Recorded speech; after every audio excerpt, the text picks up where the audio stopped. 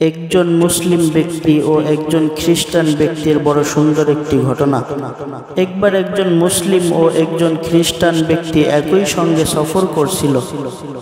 উভয়ের গন্তব্যস্থল ছিল অভিন্ন, তাই তারা ভাবল সফরে একসঙ্গে থাকলে আমাদের সফরটা সহজ হবে।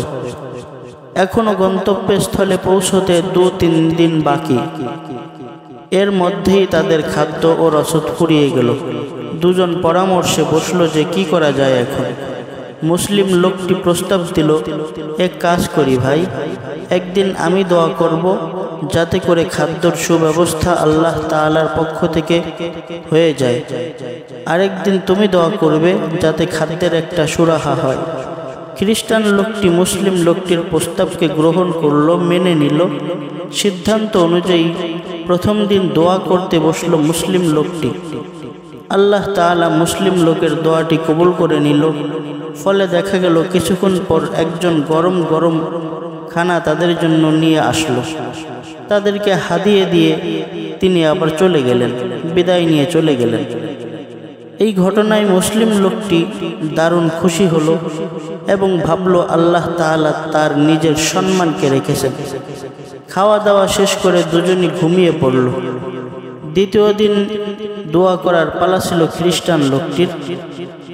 আজ তাকেও বেশ হাসি খুশি দেখা যাচ্ছিল। সে রীতিমতো এক কোণে বসে দোয়া শুরু করে দিল। কিছুক্ষণ পর এক লোক আসলো। আজ একটি দস্তরখানা নয়, বরং 2টি দস্তরখানে করে খানা নিয়ে আসলো। এই ঘটনাটি দেখে খ্রিস্টান লোকটির আনন্দের সীমা রইল না, কিন্তু মুসলিম লোকটি এতটাই চিন্তিত হলো যে তার মনেই চাচ্ছিল না যে সে এই খানাটি খাবে। খ্রিস্টান লোকটি মুসলিম লোকটির মনের অবস্থা বুঝতে পেরে বলল, আপনি যদি খানা খান তাহলে 2টি সুসংবাদ আপনাকে আমি শোনাবো। যাই হোক, দুজনেই খানাটা সুন্দর করে খেয়ে নিল। তারপর মুসলিম লোকটি বলল, বলুন সুসংবাদ 2টি কি, এখন আমাকে বলুন। খ্রিস্টান লোকটি উত্তর দিল, প্রথম সুসংবাদ হলো এই যে আমি এখনই মুসলমান হব। সুবহানাল্লাহ।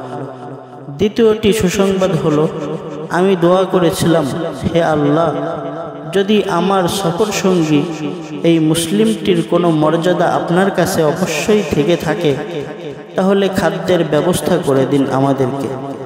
আল্লাহ আমার দোয়া এমনভাবে কবুল করে নিলেন যে ডাবল খানা পাঠিয়ে আল্লাহ তাআলা আপনাকে এবং আমাকে খুশি করে দিলেন।